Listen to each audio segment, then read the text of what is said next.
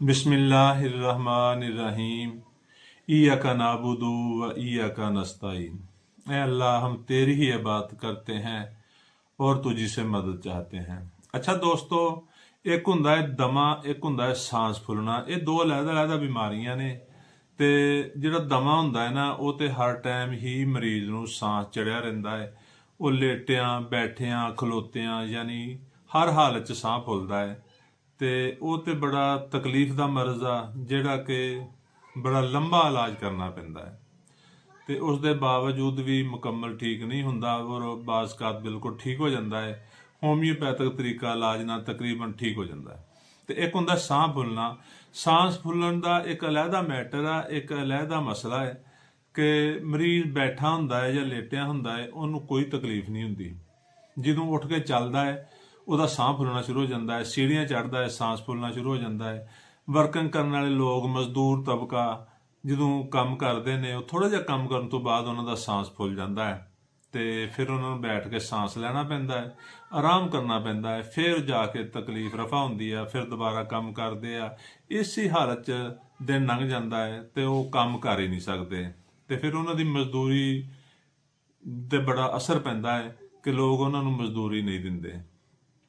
ਤੇ ਐਵੇਂ ਹੀ ਆ ਕਿ ਅਗਰ ਮੋਟਾਪਾ ਹੋਵੇ ਤੇ ਫਿਰ ਵੀ ਮਰੀਜ਼ ਨੂੰ ਚੱਲਣ 'ਚ ਤਕਲੀਫ ਹੁੰਦੀ ਆ, ਉਹਦਾ ਸਾਂਸ ਫੁੱਲਦਾ ਹੈ। ਤੇ ਖਾਸ ਤੌਰ ਤੇ ਮਾਈਆਂ ਜਦੋਂ ਬਹੁਤ ਜ਼ਿਆਦਾ ਮੋਟੀਆਂ ਹੋ ਜਾਂਦੀਆਂ ਨੇ, ਫਿਰ ਉਹ ਘਰ ਦੇ ਕੰਮ ਕਾਜ ਕਰਨ ਤੋਂ ਵੀ ਤੰਗ ਹੋ ਜਾਂਦੀਆਂ ਨੇ, ਉੱਠ ਕੇ ਚੱਲਣਾ ਫਿਰਨਾ ਮੁਸ਼ਕਲ ਹੋ ਜਾਂਦਾ ਹੈ ਤੇ ਜਿਵੇਂ ਹੀ ਉੱਠ ਕੇ ਚੱਲਦੀਆਂ ਕੰਮ ਕਰਦੀਆਂ ਉਹਨਾਂ ਨੂੰ ਸਾਹ ਚੜ੍ਹਨਾ ਸ਼ੁਰੂ ਹੋ ਜਾਂਦਾ ਹੈ, ਸਾਹ ਫੁੱਲਣਾ ਸ਼ੁਰੂ ਹੋ ਜਾਂਦਾ ਹੈ।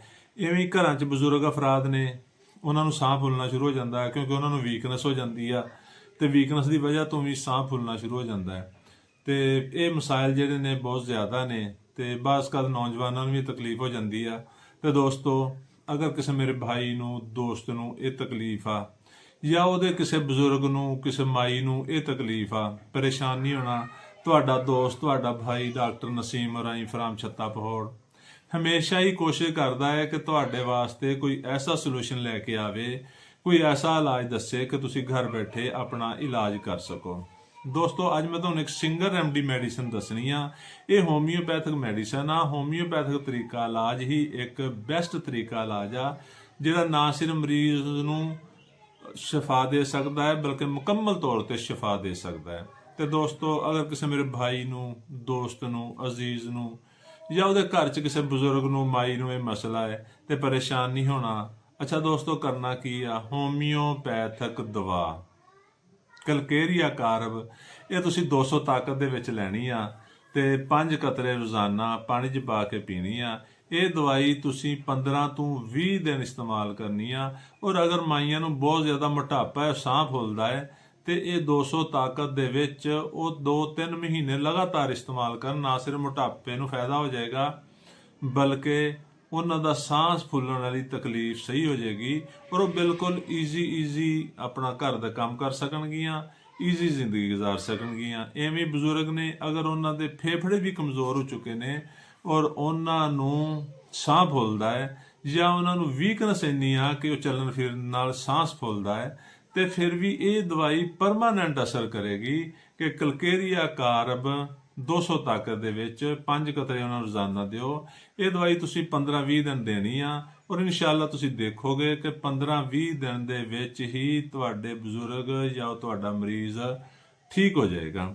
ਅੱਛਾ ਦੋਸਤੋ, ਅਗਰ ਕਿਸੇ ਬੱਚੇ ਨੂੰ ਸਾਹ ਫੁੱਲਦਾ ਹੈ, ਅਗਰ ਕਿਸੇ ਬੱਚੇ ਨੂੰ ਇਹ ਤਕਲੀਫ ਆ ਕਿ ਬੱਚਾ ਜਦੋਂ ਦੌੜਦਾ ਹੈ ਜਾਂ ਚੱਲਦਾ ਹੈ ਉਹਨੂੰ ਸਾਹ ਫੁੱਲਣਾ ਸ਼ੁਰੂ ਹੋ ਜਾਂਦਾ ਹੈ, ਤੇ ਤੁਸੀਂ ਉਹਨੂੰ ਇਹ ਦਵਾਈ 30 ਤੱਕ ਦੇ ਸਕਦੇ ਹੋ।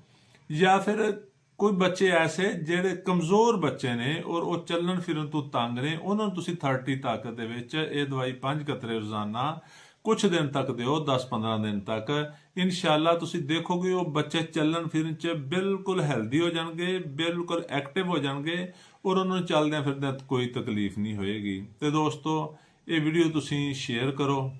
ਫੇਸਬੁੱਕ ਤੇ ਸਾਡਾ ਪੇਜ ਆ ਮੀਆਂ ਨਸੀਮ ਰਾਈ, ਤੇ ਉਹਨੂੰ ਤੁਸੀਂ ਫਾਲੋ ਕਰੋ।